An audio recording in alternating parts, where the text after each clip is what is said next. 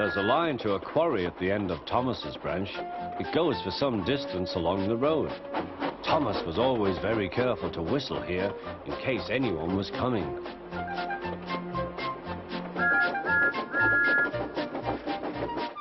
Early one morning, a large policeman was sitting close to the line. Thomas liked policemen. He had been a great friend of the constable who had just retired. Peep, peep, he whistled, "Good morning." Thomas expected that the new constable would be friendly too, but was sorry to see that he didn't look friendly at all. He was red in the face and very cross. "Disgraceful," he spluttered. "I didn't sleep a wink last night. It was so quiet, and now engines come whistling suddenly behind me." "I'm sorry, sir," said Thomas. "I only said good morning." The policeman pointed to Thomas. "Where's your cowcatcher?" he asked. "But I don't catch cows, sir." "Don't be funny," snapped the policeman. He looked at Thomas's wheels. No side plates either, and he wrote in his notebook, "Engines going on public roads must have their wheels covered and a cowcatcher in front to protect people and animals from being dragged under the wheels if they stray onto the line. You haven't, so you are dangerous." "Rubbish," said Thomas's driver. "We've been along here hundreds of times and never had an accident."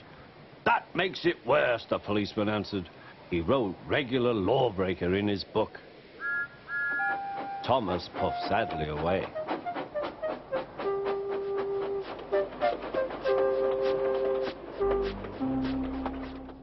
The fat controller was having breakfast. He was eating toast and marmalade. The butler came in.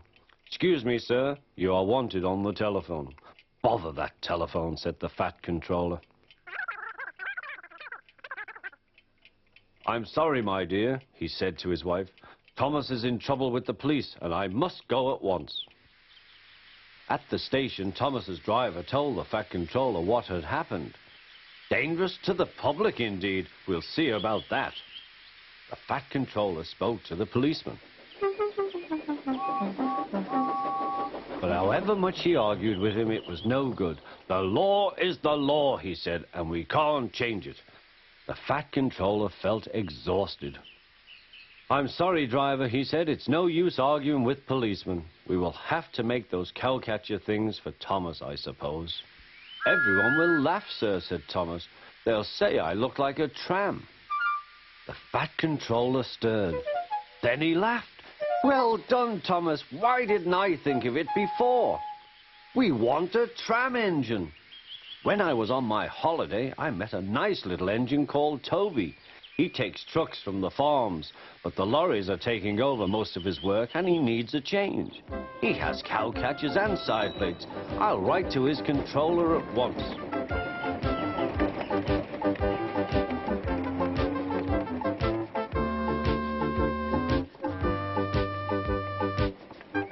A few days later, Toby arrived. "That's a good engine," said the fat controller. "I see you've brought your coach, Henrietta." "You don't mind, do you, sir?" asked Toby.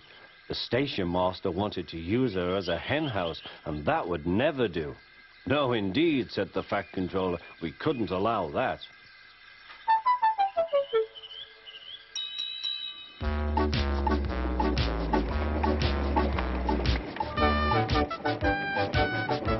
Toby made the silly trucks behave even better than Thomas did.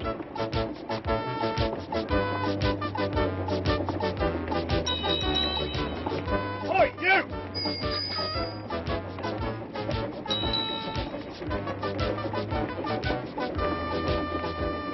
At first, Thomas was jealous, but he was so pleased when Toby rang his bell and frightened the policeman.